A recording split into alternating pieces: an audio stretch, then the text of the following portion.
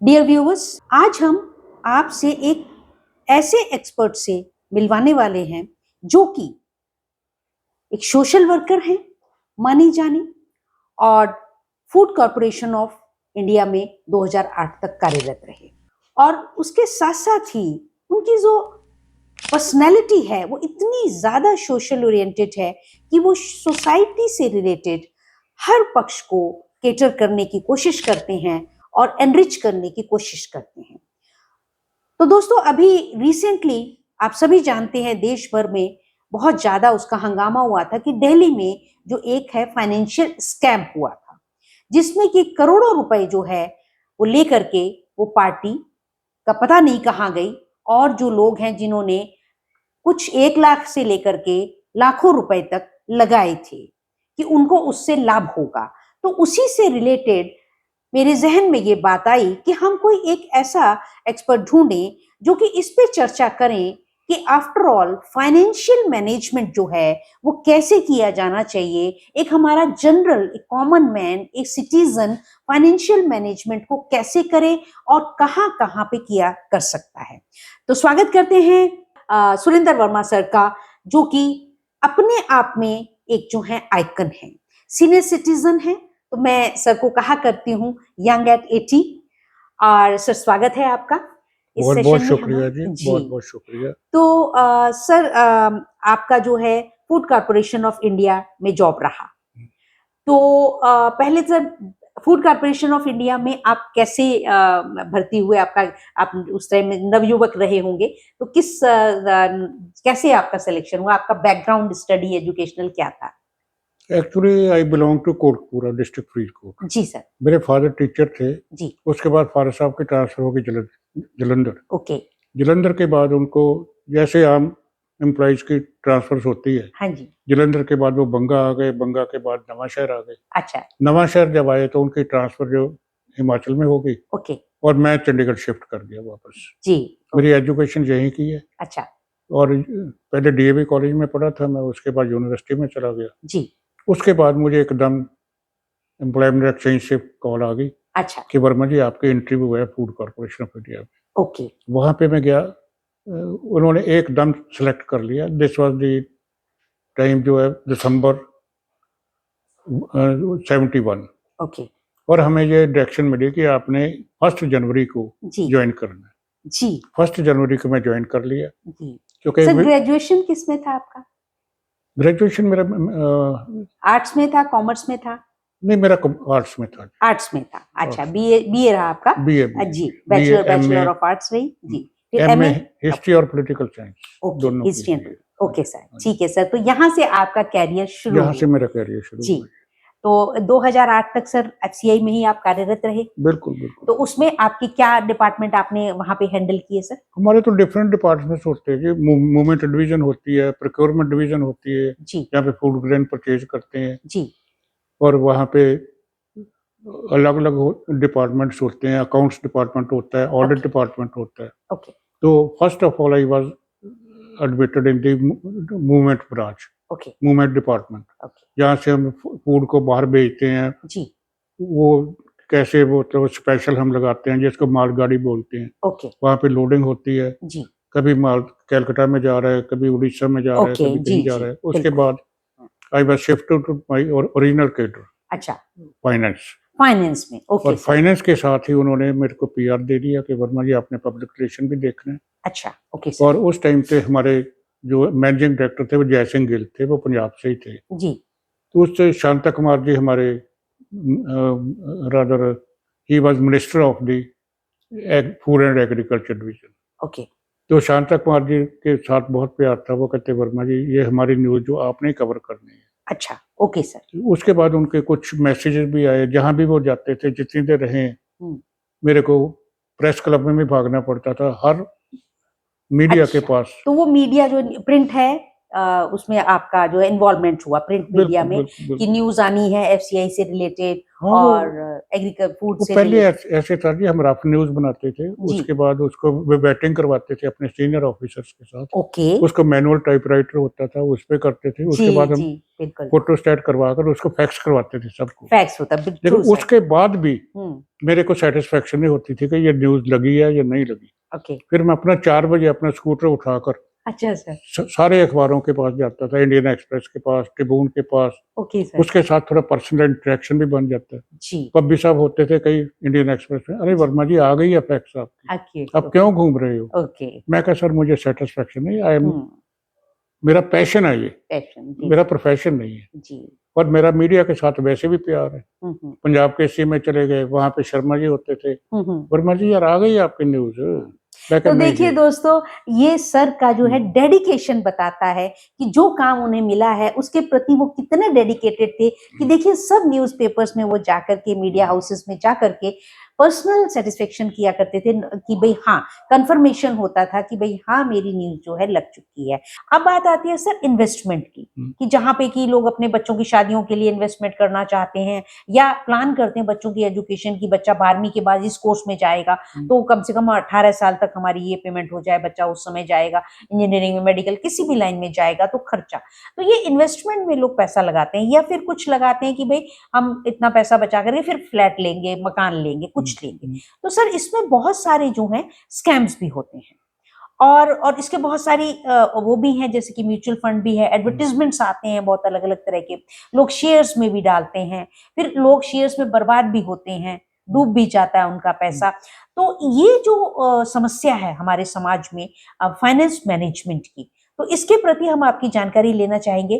तो इसमें आपका क्या संदेश रहेगा जनरल पब्लिक के लिए, क्योंकि आपने जो ग्रुप बनाया सिटीजन अवेयरनेस ग्रुप, तो इसके तहत आप सभी प्रकार की जानकारियां जो हैं सिटीजन्स को या सोसाइटी को देने की कोशिश करते हैं, प्रोवाइड करते हैं और जो है service eight public at large देने की कोशिश कर रहे हैं निरंतर सतत।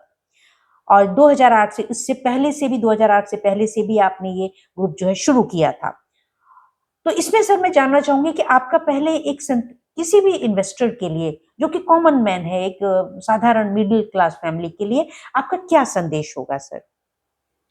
हम एक्चुअली ऑफिस में ही मैं 94 में ये ऑर्गेनाइजेशन एस्टेब्लिश की थी जिसको सिटीजन अवेयरनेस ग्रुप के नाम से जाना जाता था जी 94 के बाद हमें प्रोजेक्ट्स मिलने शुरू हो गए। HIV एड्स का प्रोजेक्ट मिला,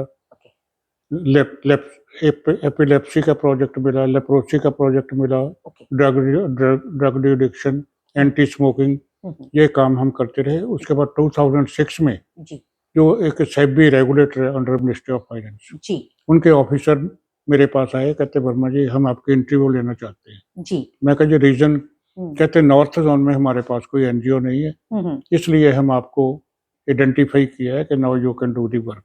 मतलब सेबी जो कि मेन हमारी फाइनेंशियल देखती है सर्विसेज की, तो उस बॉडी ने आपको कांटेक्ट किया बिल्कुल कि वो अवेयरनेस पहुंचाना चाहते हैं नॉर्थ बिल्कुल जोन में बिल्कुल फाइनेंस के ऊपर बिल्कुल कि कैसे फाइनेंशियल मैनेजमेंट किया जाए बिल्कुल और जनसाधारण जो है बिल्कुल। जी और उसके बाद उन्होंने मेरे को कांटेक्ट किया, मेरे गवर्नर काउंसिल को कांटेक्ट किया, मेरे ओके ऑफिस में आए, जी कहते अगर आपको इसमें इंडक्ट कर दें बॉडी को जी तो आपके ऑफिस को तो कोई ऑब्जेक्शन नहीं होगा। ओके ठीक है सर। फिर कहते आपके जो गवर्नर काउंसिल मेंबर हैं उनको बुलाओ, उनसे पूछें कि आपको स्टॉक मार्केट की या फाइनेंशियल मैनेजमेंट की कोई नॉलेज है, अवेयरनेस है अवेयरनेस है। जी फ्रैंकली मैं उनको बोल दिया कि देखो I am working in the financial division, मेरे को स्टॉक मार्केट म्यूचुअल फंड की कोई नॉलेज नहीं है, this is absolutely new for me. Okay लेकिन जब काम करेंगे तो लिटरली पता चल जाएगा। जी सर तो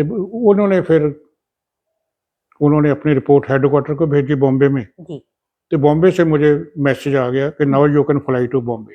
ओके अच्छा उन्होंने आपको इनवाइट किया? उन्होंने मुझे खुद इनवाइट किया, now you can fly to Bombay. ठीक है सर। एयर टिकट बुक करवा दी मेरे लिए, होटल बुक करवा दिया, जहाँ पे मैं गए चेयरमैन साहब ने हाथ डालकर मेरे साथ वेलकम किया कि this is a new investor association which have been associated with the SEBI. Okay उसके साथ जो नेशनल स्टॉक एक्सचेंज है, बॉम्बे स्टॉक एक्सचेंज है, CDSL है, SDL है, वो भी हमारे साथ बहुत एक्साइटेड हो गया कि देखो ये चंडीगढ़ से आ रहे हैं। ओके, तो इस तरह से सर आपका एक नया चैप्टर शुरू हुआ, एक टोटल सोशल सर्विस से आप फाइनेंशियल सर्विसेज की तरफ चले। आपका इंडक्शन हुआ और सेबी के साथ जुड़ने के बाद फिर आपने फाइनेंशियल सर्विसेज के ऊपर काम करना शुरू नहीं, एक्चुअली ये सोशल सर्विस भी है, फाइनेंशियल सर्विस भी है जी। क्योंकि हमारा जो मैसेज इन्वेस्टर्स को जाता है जी। जाते ये देते हैं, don't put all eggs in one basket. Okay. कुछ थोड़ा बहुत आप म्यूचुअल फंड में लगाओ, कुछ थोड़ा बहुत स्टॉक मार्केट में लगाओ, जैसे आपने कहा कुछ आप पोस्ट ऑफिस स्कीम्स में लगा दो जी, कुछ आप रिकरिंग डिवीजन में लगा दो, कुछ पीपीएफ में लगा दो जी। तो इसके लिए कंज्यूमर को बहुत बेनिफिट होता है जी। और इसके साथ साथ ही मैं कहना चाहूंगा कि हम जो पहला मैसेज हमारे लिए होता है कि आप देखो कि जिस कंपनी पे आप इन्वेस्ट कर रहे हो क्या वो सेबी के साथ रजिस्टर्ड है या किसी गवर्नमेंट ऑर्गेनाइजेशन के साथ रजिस्टर्ड है, तभी उनके पास पैसा जमा कराओ जी। फिर दूसरा हम पब्लिक को ये कहते हैं कि कहीं भी आपने अननेसेसरी नहीं लगाना, लालच में नहीं आना, किसी के कहने के ऊपर नहीं आना, कहीं अपने लक को ब्लेम नहीं देना यार उसको पैसे इतने आ गए मेरे को इतने नहीं आए जी। जो मार्केट है दिस इज वोलेटाइल जी, कम भी होता है ज्यादा भी होता है ठीक है। अगर आपने म्यूचुअल फंड में लगाना है तो कम से कम 3 साल तक you have to wait. Okay. अगर 5 साल में अगर सिक्योरिटी मार्केट में कराना है तो 5 साल के लिए वेट, डोंट बी हरीड। अगर आपको लॉसेस भी होते हैं you should be prepared for, go with it, bear it. देखो अगर आपने हम प्रॉफिट के लिए तैयार हैं तो we should also be prepared for the losses जी। आज आपको लॉस होता है तो कल गेन भी हो सकता है। तो दोस्तों ये लेसन है कि अगर आप म्यूचुअल फंड में जा रहे हैं तो आप लॉक इन पीरियड एक रफ एस्टिमेट 3 साल का लेकर के चले, और अगर स्टॉक्स में आपके लगाने चाह रहे हैं, कंपनीज के जो स्टॉक निकलते हैं, शेयर्स निकलते हैं, अगर आप उसमें पैसा लगाने की सोच रहे हैं तो आपको माइंडसेट में, आपके मन में 5 साल का डिटर्मिनेशन होना चाहिए कि वो लॉक इन पीरियड आपके लिए 5 साल का है। जो आज आपने पैसा लगाया आप उसमें 5 साल तक उसे रखें। तो ये एक बहुत ही इंपॉर्टेंट, सिग्निफिकेंट और सिंपल मैसेज है सर की तरफ से आपको। इसके साथ ही हम एक और मैसेज देना चाहते हैं कि जो हमारा नेशनल स्टॉक एक्सचेंज का भी और सेबी का भी स्लोगन है जी कि सोचकर समझकर इन्वेस्ट करो, सोच समझकर इन्वेस्ट। अगर आपको नॉलेज है तभी वहां पे पैसे लगाओ जी सर। हम ये नहीं कहते कि वो फलानी स्कीम खराब है या दूसरी खराब है, जहाँ पे आपको विश्वास है जी कि ये स्कीम अच्छी है वहीं पे इन्वेस्ट करो और हियर से के ऊपर बिल्कुल नहीं आना कि उसने यार इतना पैसा लगाया था उतने बेनिफिट हुए, मेरी किस्मत में कुछ नहीं, उसकी किस्मत अच्छी है, भगवान मेरे साथ नाराज है, उसके साथ खुश है जो मुझे बेनिफिट हो गया। तो ये चीजें हम अपने लेक्चर में जो इन्वेस्टर्स अवेयरनेस वर्कशॉप हमारी होती है जी, IAP कहते हैं उसको, इन्वेस्टर अवेयरनेस प्रोग्राम, उसमें हम यही चीजें बताते हैं स्टाफ को जी कि अगर आपको इन्वेस्ट, दूसरा हम स्लोगन देते हैं कि जो investor educated investor is a protected investor. Okay, अगर आपको किसी चीज की एजुकेशन है तो आप प्रोटेक्टेड हो।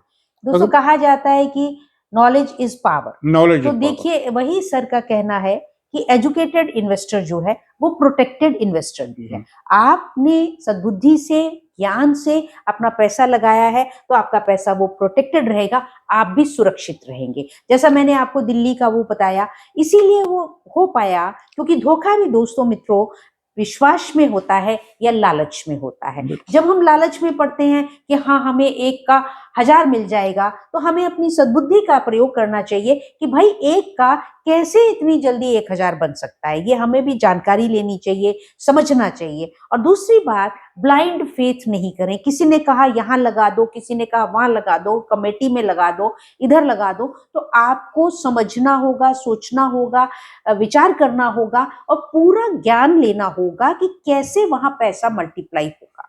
तो इसीलिए जो प्रोटेक्टेड एरियाज हैं, सर बात बता रहे हैं आपको, म्यूचुअल फंड हो गया, स्टॉक्स हो गया, तो कंपनी के बारे में उन्होंने बताया कि आप जाने, अगर आप किसी कंपनी में लगा रहे हैं तो आपके स्टॉक्स जो हैं वो शेयर उस कंपनी के बारे में जाने कि क्या वो सेबी से रजिस्टर्ड है या उसको कितने शेयर्स हैं या उसकी क्या अथेंटिसिटी है।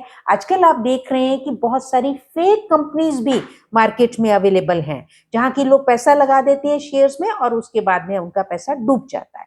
तो इसी पक्ष में दोस्तों और जानकारी सर से प्राप्त करते हैं। जी सर।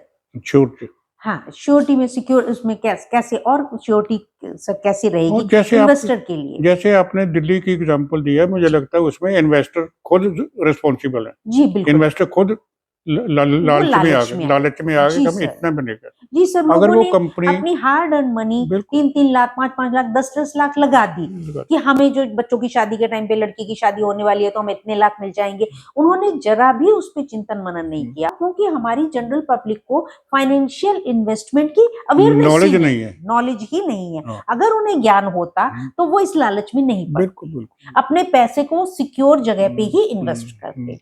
तो इसके लिए सर हमारे पास और क्या क्या अपॉर्चुनिटीज हैं? जैसे आपने बताया कि सेबी से रजिस्टर होना चाहिए म्यूचुअल फंड में अगर डालते हैं, तो और एक जनरल आप कैसे ये अवेयरनेस तक पहुंचाते हैं? आपका माध्यम क्या है सर? कैसे आप इसको मोडस ऑपरेंडी हम में ऑल इंडिया में काम करते हैं जी। हमारे इस वक्त एक हमने हिमाचल में भी पूरा कवर किया, पंजाब कवर किया, हरियाणा कवर किया है। जी सर। लेकिन उसके साथ हमारे पास एक सेबी के रिप्रेजेंटेटिव भी होते हैं, okay sir. National stock exchange के भी रिप्रेजेंटेटिव होते हैं। ठीक है सर। हम एक्सचेंज के साथ भी और सेबी के साथ ही प्रोग्राम करते हैं, ओके, क्योंकि we are registered with them. ठीक है सर। और SEBI is a regulator under ministry of finance. तो हम सबको यही कहते हैं कि इन्वेस्टर्स को जानकारी के बिना नहीं लगाना चाहिए। अगर ये कोई मैजिक स्टिक तो है नहीं, जैसे आपने कहा, अगर हम 1 लाख लेके 3 साल में 2 लाख बन जाते हैं तो ये खुद ना करोड़पति बन जाए। जी बिल्कुल। ये क्यों इधर उधर भागते हैं? क्यों?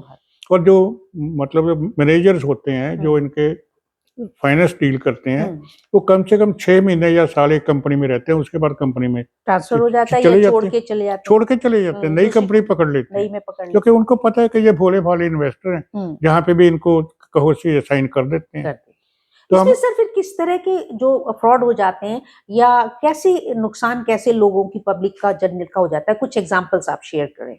नहीं, जहाँ पे तो देखो, जैसे मैं एक प्रिंसिपल की आपको एग्जांपल दी थी जी, वहां पे देखो फॉल्ट किसका है?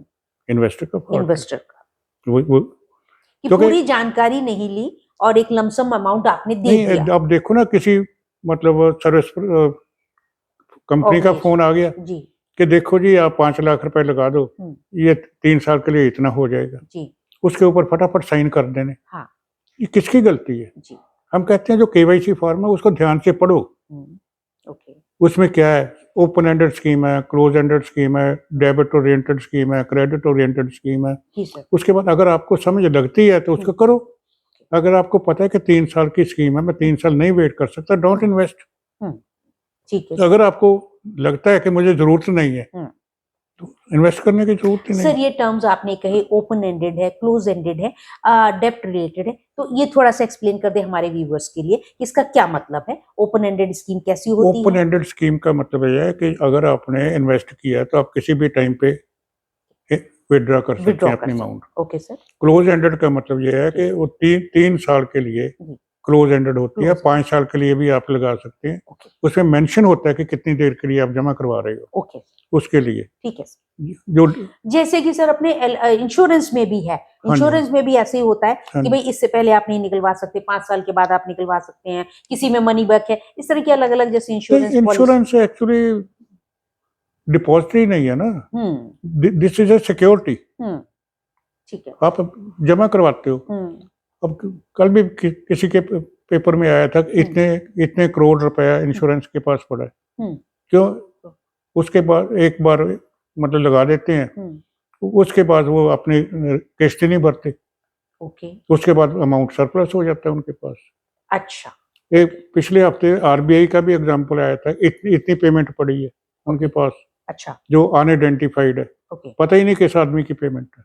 आदमी गुजर जाते हैं, उसके बाद ध्यान ही देते कि हमारा इतना पैसा पड़ा। तो सर इसमें हम सेफ इन्वेस्टमेंट के लिए हम जैसे बात कर रहे थे, लोग पैसा लगा देते हैं, तो इसमें और क्या क्या स्कीम्स हो सकती हैं? नहीं, हम तो यही रिकमेंड करेंगे ज्यादा। और पर्सनली अगर मेरे से पूछो तो आई वुड प्रेफर एफडी, क्योंकि उसमें सिक्योर है आपका पैसा जी। अगर आपने 30,000 रुपया रखा हुआ है तो 30,000 आपका सिक्योर है, कहीं नहीं जा सकता। उसके ऊपर इंटरेस्ट नो डाउट कम है, क्योंकि इसलिए लोग ज्यादा उधर भागते हैं ना कि वो जीएसटी भी नहीं है जी, वहां पे टैक्स भी नहीं लगेगा, इंटरेस्ट भी अच्छा मिलेगा, आपके वो 2 साल में, लोग 3 साल वही में सर डबल हो लालच में आ जाएंगे, जाते हैं, लालच में आ लालच जाते में हैं। आ जाते हैं। और जब जैसे ही कोई भी व्यक्ति जो है रिटायर्ड होने वाला होता है, इतना ज्यादा हमारी टेक्नोलॉजी का वो हो गया है कि बैंक्स को और ऐसी कंपनीज को पता चल जाता है कि ये आदमी रिटायर्ड होने वाला है, बिल्कुल तो उसके पीछे पड़ जाते उसके हैं, पीछे पड़ जाते हैं, बार बार लड़कियों के फोन आने शुरू हो फोन जाते आने हैं, शुरू हो सर जाते आप हैं। कब रिटायर हो रहे हो, बड़ी हाँ, अच्छी स्कीम आई है। हमारी ये क्योंकि कंपनी, स्पॉन्जी हमारी स्कीम्स तो हम बिल्कुल ही बंद कर रहे हैं ना, जैसे आपने दिल्ली की एग्जांपल की, वो हमारे चेयरमैन साहब या जो बोर्ड ऑफ डायरेक्टर्स है जी तो पूछते हैं कि जी, कहाँ पे स्पॉन्जी स्कीम चल रही है। हाँ इवन बिल्कुल, रेड्स वगैरह भी होते हैं उनके ऊपर, ओके, एक्शन भी होता है अगर हो जाए तो, हाँ पता चल जाए तो। ठीक है, तो हमारी एनुअल मीटिंग भी वहाँ पे होती है, 6 मंथ्स के बाद भी मीटिंग होती है, ओके, तो वहाँ पे यही इश्यूज हम डिस्कस करते हैं। जी सर, हमारे चेयरमैन साहब पहले त्यागी साहब थे, उसके बाद वो नए आए सीतारमन के जी, फ्रेंड सी ओके, लड़की, हाँ, वो यही कह रहे थे कि जो हिमाचल में जाओ, पंजाब में जाओ, जहाँ पे अच्छे टर्नओवर है ना, वहाँ पे लोगों को प्रमोट करो कि आप गवर्नमेंट फंड्स में लगाओ, गवर्नमेंट फंड्स में लगाएं, ठीक वहाँ पे है, कम से कम सेफ हमारा फंड्स में सेफ लगाएं, सेफ है। सेफ फंड्स में लगाएं। क्योंकि सर मैं पर्सनली बहुत आहत हूँ, क्योंकि 2004 का ये वाकया था जब फरीदाबाद हरियाणा में ऐसी ही घटना घटित हुई थी। एक कंपनी आई और उन्होंने पहले जो है 30,000 रुपए ले लिए और एक 90,000 की मोटरसाइकिल दे दी। इस तरह से उन्होंने प्रमोट किया अपनी पॉन्जी स्कीम को, लोग खुश हो गए कि भाई उसका डबल ट्रिपल हमें मिल रहा है, फ्रिज किसी को दे दिया, किसी को कुछ कर दिया। और उसके बाद लोगों ने वही गलती करी कि 3-3, 5-5 लाख रुपए अपने बच्चों की शादी के लिए, कि चलो पूरा दहेज का सामान आ जाएगा, ये इतना दे दिया और इतना हमें मिल जाएगा। तब भी बहुत हंगामा हुआ था, 2004 की बात है, कि वो बाद में करोड़ों रुपए लेके गायब हो गए थे। और अब ये दिल्ली में जो है ये फिर से ये कांड हुआ, तो बहुत आहत लगता है। वीडियोस में देखिए लोग बहुत दुखी होकर रो रहे हैं, गा रहे हैं, लेकिन उसका कोई फायदा नहीं, क्योंकि वही हुआ कि वो लालच में जो है धोखा खाया है उन्होंने। तो इसीलिए मुझे मेरे जहन में था कि हम कोई ऐसे फाइनेंशियल इन्वेस्टमेंट के जो है एक्सपर्ट मिलें जो कि हमें गाइड करें, इसलिए मैंने आपसे चर्चा करनी चाहिए इस विषय पे। तो सर इसमें जो है हम आपकी और क्या अवेयरनेस, जनरल पब्लिक की अवेयरनेस की एक्टिविटीज हैं, तो मुझे लगता है कि अब ये देश भर में सर होनी चाहिए। आपने जैसा कहा कि पंजाब में करी हैं, हिमाचल में करी हैं और चंडीगढ़ में आप सर्विसेज दे रहे हैं। तो सर इसमें पहले भी सर आप बहुत कार्यरत रहे हैं, तो आपके बहुत सारे सोशल अचीवमेंट्स हैं सर।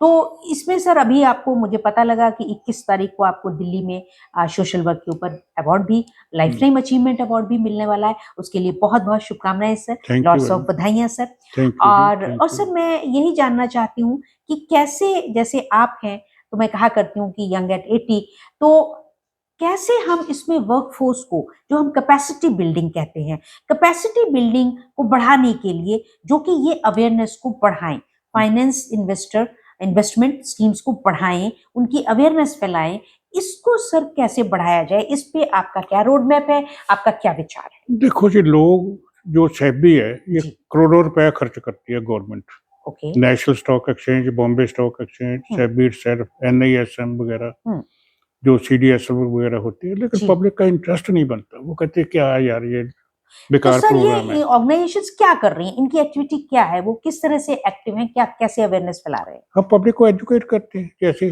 हमने कहा कि ये अगर म्यूचुअल फंड में लगाना है तो आप ऐसे चीजों का ध्यान रखना, डूज एंड डोंट्स हम बताते हैं, डूज एंड डोंट्स, जो बिल्कुल जिसकी प्रॉब्लम जेन्युइन होती है। जैसे अब मैं आपको 2 केस बताया, वहां पे इन्वेस्टर्स का अपना फॉल्ट था, वी कुडंट हेल्प। पहले मैं प्रिंसिपल की आपको एग्जांपल दी, उन्होंने पता ही नहीं किया कि है क्या चीज ये, किस तो कंपनी की है, कंपनी की साहिबा का जो एग्जांपल था, हम अभी अभी ऑफ द कैमरा बात कर रहे थे सर से, वो ऐसा था कि प्रिंसिपल साहिबा थी, तो रिटायर्ड होने वाली थी, तो किसी को पता था, तो उन्होंने फोन करके कहा कि आप यहाँ पे इन्वेस्ट करें 5 लाख रुपया, तो आपका इतने साल में डबल हो जाएगा। और उन्होंने कर दिया, और उन्होंने जो डॉक्यूमेंट साइन किए वो डॉक्यूमेंट उन्होंने ध्यान नहीं दिया, तो फिर जब उनको पैसे की जरूरत पड़ी तो वो पैसा उन्हें प्राप्त नहीं हो सका। तो ये एक सिचुएशन थी सर के नोटिस में। ऐसे केसेस आते हैं, सर उनको सॉल्व करने की कोशिश करते हैं, लेकिन क्योंकि कोई डॉक्यूमेंट जो है उनकी गलती थी, कमी थी, तो सर भी वहां पे उनकी कोई हेल्प नहीं कर पाए। इसी तरह से कोई और जेंटलमैन थे जिन्होंने कि 30 लाख रुपया अपने रिटायरमेंट का जो है हार्ड अर्न मनी किसी जगह लगा दिया, और उसके बाद उसके उन्होंने देखा नहीं, और वो उनका धीरे धीरे वो पैसा पूरा का पूरा पॉन्जी स्कीम के चक्कर में वो नल एंड वॉइड हो गया, वो जीरो हो गया।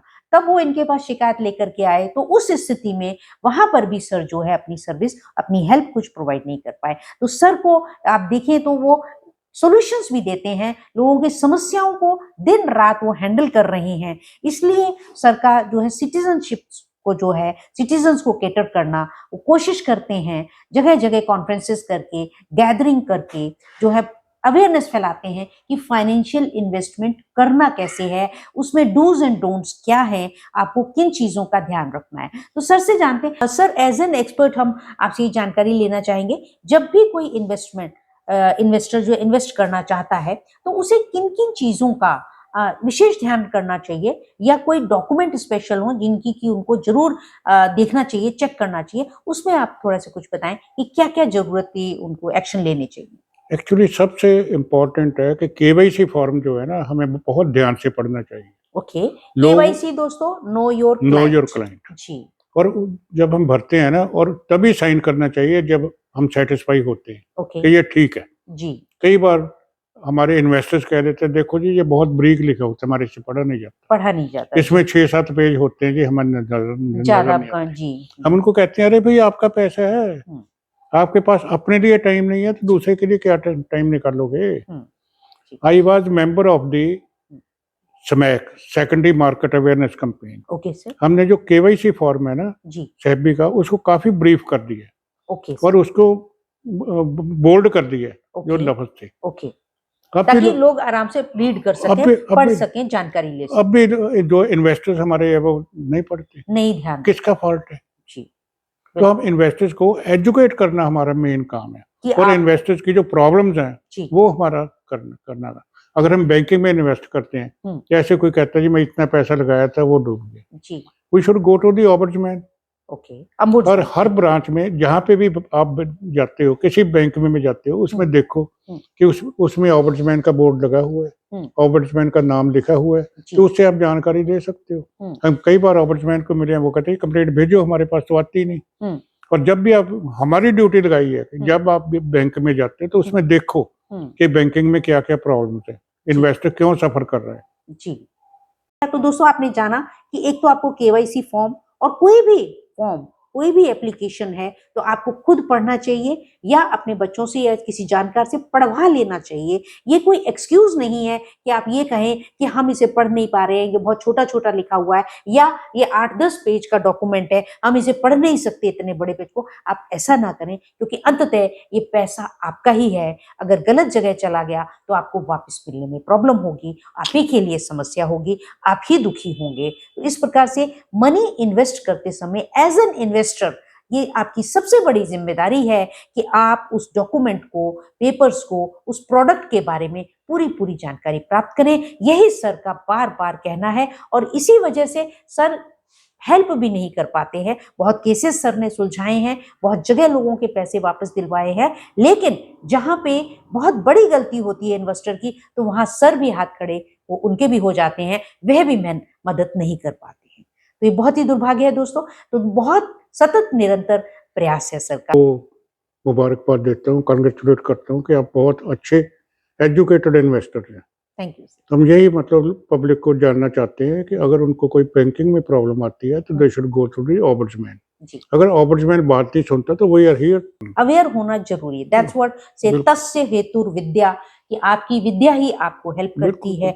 Knowledge is power. तो इस तरह से अवेयरनेस से ही हम अपनी परेशानियों से बच सकते हैं और बचा सकते हैं। बिल्कुल सर, इसमें जब आप अवेयरनेस फैला रहे हैं तो इसमें हमारा जो एज ग्रुप है, जो स्ट्रेटा है, एक तो एज ग्रुप हो गया और दूसरा स्टेटस कि किस स्टेटा के लोग हैं, तो इसमें आप किस किस को इन्वॉल्व करते हैं या इन्वॉल्व होते हैं जो आपके अवेयरनेस कैंप्स में आते हैं, कॉन्फ्रेंसेस में आते हैं, कॉन्क्लेव्स में आते हैं, तो उस पर थोड़ा सा बताएं।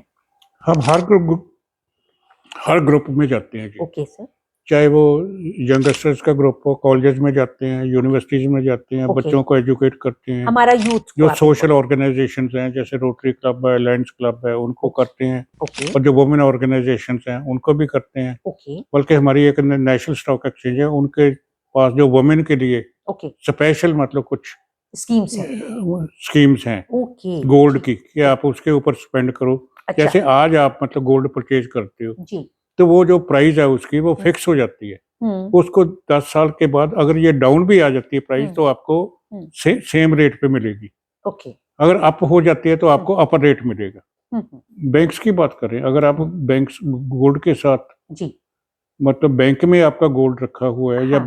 बैंक से आप परचेज करते हो, गोल्ड लोन वगैरह परचेज करते हो ओके या दूसरे करते हो, जी वो तो ठीक है। ओके लेकिन अगर आप किसी प्राइवेट बैंक से या दूसरे से करते हो, उसमें थोड़ा रिस्क रहता है। रिस्क है कि वो पैसा आपका जो है, हाँ। ऐसा हुआ भी सर रिसेंट तो- पास में कुछ केसेस हुए नहीं, अब कि उन्होंने गोल्ड लोन के बदले जो उनको गोल्ड उनका बेच दिया, हाँ, लोन वही पेमेंट नहीं वही हुआ मैं तो कह रहा गोल्ड हूँ ही बेच दिया वही उन्होंने मैं कह बैंक रहा हूँ ने, ना। और जो गोल्ड बाद में दिया तो पता लगा कि वो नकली उनको मिला। और तो जो ऐसे स्कैम्स भी सर और आ जो रहे हैं। प्राइवेट बैंक्स हैं उनमें ज्यादा रिस्क रहता है, गवर्नमेंट बैंक्स में इतना रिस्क नहीं रहता। ओके अब देखो ना, पहले कितने बैंक थे, उसके बाद गवर्नमेंट ने मर्ज कर दिए, जी अब फिर मर्ज कर रहे हैं, सिर्फ 3 बैंक रह जाएंगे। मेन कौन कौन से state sir? Bank of India, okay Punjab national bank okay और 2 बैंक और थे सेंट्रल शायद, central bank central bank of central India. Bank of हाँ, जी 3-4 बैंक रह जाएंगे ओके सारे। सर ठीक है सर। बाकी अब देखो, पहले वो यूबीआई को उन्होंने मर्ज कर दिया है, यूबीआई को मर्ज कर दिया जी उन्होंने, जी जी ये कॉर्पोरेशन बैंक था sir, corporation corporation bank bank कर को दिया, यूबीआई के साथ एक यूनाइटेड बैंक ऑफ इंडिया था, उसको जी इन्होंने बैन कर दिया, उसको भी मर्ज सारे मतलब मर्ज कर रहे हैं। जी ठीक है सर। तो इसमें सर जैसा आपने कहा कि यूथ को हम लेते हैं यूनिवर्सिटीज में, कॉलेजेस में कर रहे हैं अवेयरनेस इन्वेस्टमेंट को, क्योंकि आजकल हमारा यूथ जो है वो शेयर्स में, स्टॉक्स में काफी इंटरेस्ट लेने लगा है, तो वो उसमें इन्वेस्टमेंट करना ज्यादा पसंद करते हैं शेयर्स नहीं, में। यूथ के साथ एक्चुअली ज्यादा फंड्स होते नहीं ना। जी जी जो कॉलेज के बच्चे उनको तो पॉकेट मनी मिलता है। पॉकेट मनी हम कहते हैं कि अगर वो पॉकेट मनी भी आपने डिपॉजिट करवा दें जी तो वो बढ़ता जाएगा रेट उसका, उसके रेट ऑफ इंटरेस्ट भी बढ़ता जाएगा, जी और मार्केट कभी अप होती है तो उसको ज्यादा मिलेगा। मिलेगा, ठीक है सर जी। और इसमें सर हम स्टेटा कोई भी स्टेटा हो सभी लेते हैं, सभी लोग आपके पास इंटरेक्ट करते हैं कैसे? इन्वेस्टमेंट के लिए, मतलब जो है एक किस किस स्टेटा के लोग, किस किस एज फैक्टर के लोग, मतलब सीनियर सिटीजन्स हो गए हमारे, ज्यादा सीनियर सिटीजन सीनियर सिटीजन्स हैं, क्योंकि उनके पास एक नॉलेज भी नहीं है और उसका उनका इंटरेस्ट भी नहीं होता जी, और उनके जो बच्चे हैं वो पीछे पड़े रहते हैं कि कब बुजुर्ग जाए और पैसा हमारे पास आए जी, that is the main okay concern. ठीक है। तो उसमें सर आप उन्हें क्या सजेस्ट करते हैं, किस तरह से उनका इन्वेस्टमेंट करवाते हैं आप? वही जैसे मैं आपको पहले कहा है कि जी। वो देखो, हमने बच्चों को देना पाल तो है ही दिया, है, आगे पीछे पाल देना दिया, है। पढ़ा जी दिया, जी नौकरी लगवा दिया, हम्म अब जाके वो अपनी केयर करें हम्म फैमिली की बजाय। हम्म हम तो यही कहते हैं कि नौ हम अपने लिए हैं ठीक है, और खुश रहें, जो भी है अपने लिए रखो। बिल्कुल बच्चे अपना, ठीक है, जरूरत में कभी पड़ जाए तो दे ठीक दिया, है, पर बिल्कुल बच्चे इसलिए आपके साथ हैं कि आपके पास फंड है। हम्म, जिस दिन फंड आपके पास खत्म हो जाएंगे वो कहेंगे डैडी ओल्ड एज होम में दाखिल करवा दें, लाइबिलिटी हो गया जी वहाँ जी पे। अब देखो, ओल्ड एज होम है 15 सेक्टर में, ऐसे ऐसे आदमी बैठे हैं जो ब्रिगेडियर था किसी टाइम पे, कोई कर्नल था, कोई जनरल था, बड़ी अच्छी पोजीशन के लोग हैं। वो कहते हैं क्या करें, घर में सर्विस नहीं होती, बच्चे बाहर हैं, कोई कनाडा गया हुआ है, कोई लंदन गया हुआ है, कोई कहीं गया है, या बॉम्बे में है, बेंगलोर में है, बॉम्बे है, बेंगलोर में, दूर दूर मियाँ बीवी रहते हैं। अगर वाइफ की डेथ हो गई तो आदमी वहां पहुंच जाते हैं, आदमी की डेथ हो गई लेडीज वहां पहुंच जाते हैं। तो हमारा सोशल जो सेटअप है वो चेंज हो रहा है, बड़ी तेजी सोशल से सेटअप चेंज पूरा चेंज हो रहा है, और हम उसकी देखो वजह से पुराने टाइम में जॉइंट फैमिलीज होती थी, जी हम चाचा भी ताया भी सारे इकट्ठे होकर बैठे थे, बातचीत करते थे, डिस्कशन करते थे, और हमारे एक समाज का मुखिया होता था जी जो वो कहता था वो सारे उसी बात को समझते थे, मानते थे जी, आजकल वो चीज रही नहीं, नहीं रहे। मॉडर्न टाइम्स में हर आदमी कहता है जी मैं ज्यादा सुप्रीम हूँ। दोस्तों देखिए, मैंने कंसल्टेंसी डेवलपमेंट सेंटर है दिल्ली, उनका जो है जर्नल था, तो उसमें मैंने 2010 में एक पेपर पब्लिश किया था कि जो हमारे सीनियर सिटीजन्स हैं वो हमारे एसेट्स हैं, हमारी लाइबिलिटी नहीं है। हम यूथ जो है अक्सर अपने सीनियर सिटीजन्स को, अपने पेरेंट्स को या एल्डरली जनरेशन को जो है हम गलती करते हैं बहुत बड़ी कि हम उन्हें अपनी एक बर्डन अपने ऊपर फील करने लगते हैं या ऐसा सोचते हैं। अगर हम ये सोचें कि वो हमारे एसेट्स हैं तो हम बहुत खूबसूरती के साथ उनको इन्वॉल्व भी कर सकते हैं अपने जीवन में और उनसे बहुत कुछ सीख सकते हैं।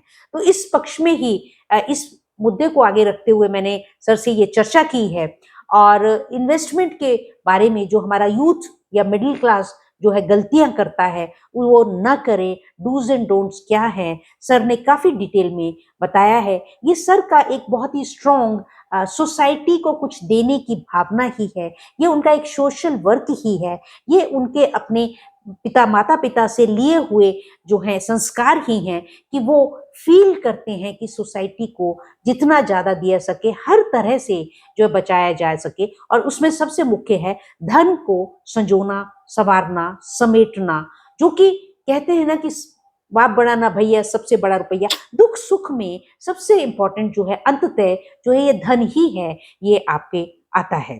तो ये कोशिश है सर की सतत अवेयरनेस फैलाने की, और उसके साथ साथ और भी सोशल एस्पेक्ट्स पे, चाहे साइबर क्राइम है और सोसाइटी में जो अब्यूज हो रहे हैं उनके प्रति भी सर जो हैं इवेंट्स ऑर्गेनाइज करते रहते हैं और उसको जो है प्रमोट कर रहे हैं। तो इस तरह से ये वीडियो को दोस्तों ज़्यादा से ज़्यादा देखिएगा, शेयर करिएगा, और अपने क्वेश्चन स्पेशल अगर आपके हों इन्वेस्टमेंट को लेकर के, फाइनेंशियल इन्वेस्टमेंट को लेकर के, तो आप जरूर पूछिएगा, तो सर बाकायदा उसके जवाब देंगे। तो दोस्तों सर चलते चलते कोई विशेष हमारे फाइनेंशियल इन्वेस्टमेंट के ऊपर आप अपना कोई कमेंट देना चाहें, कोई सजेशन देना चाहें, या अपने जीवन का कोई सार, कोई विशेष मैसेज, कृपया। बस हम यही मैसेज देना चाहते हैं कि जो अपना हार्ड अर्न मनी है, जितना भी है आपके पास, उतना संभाल के रखो जी। आपको किसी लालच में नहीं आना जी। और अगर किसी चीज की आपको नॉलेज नहीं है तो डोंट इन्वेस्ट उसमें अगर फिर भी आपने इन्वेस्ट करना है तो आप जो इन्वेस्टमेंट मैनेजर्स हैं उनके साथ आप कांटेक्ट कर सकते हो, उस प्रोजेक्ट की आप जानकारी दे सकते हो कि ये कैसा प्रोजेक्ट है, इसमें हम लगा सकते हैं या नहीं लगा सकते, अगर लगाने हैं तो कैसे लगा सकते हैं। ठीक है सर। तो दोस्तों जैसा सर ने कहा कि कोई भी प्रोडक्ट आपको बताया जाता है, चाहे कोई एजेंट है, चाहे कोई फोन करते हैं, किसी बैंक से हैं, किसी ऑर्गेनाइजेशन से है, तो आपको अगर कोई मैसेज आता है, कॉल आता है, या कोई एजेंट ही आपके पास आकर के कंसल्ट करता है, तो जो वो बताते हैं कि आप इसमें इतना इन्वेस्ट करेंगे तो ये मिलेगा आपको, तो उस प्रोडक्ट के बारे में पूरी जानकारी प्राप्त करें डिटेल में, क्योंकि अंततः ये आपका हार्ड अर्न मनी है, आपने अपनी मेहनत करके खून पसीने की कमाई है, वो कमाया है आपने, तो उसे आप बिल्कुल भी वेस्ट ना होने दें। इतना सिंपल भाषा में आप जो है किसी पे विश्वास करके, कहते हैं ना कि धोखा वही है या तो विश्वास में या फिर लालच में, तो कच्चा लालच ना करें और अंधविश्वास ना करके अपना धन जो है इस तरह से ना लगाएं। सर का यही मैसेज है बार बार कि आप पूरी जानकारी प्राप्त करें, अवेयरनेस करें। तो इस प्रकार से दोस्तों बहुत बहुत शुक्राना सर का कि सर ने अपना समय दिया, बहुत कीमती समय दिया। सर का 21 तारीख को जो है लाइफ टाइम अचीवमेंट अवार्ड भी है, सर को बहुत सारी शुभकामनाएं देते हैं। तो दोस्तों यह समेटते हैं, तो ज्यादा से ज्यादा इस वीडियो को शेयर कीजिएगा, लाइक कीजिएगा। Thank you, love you all.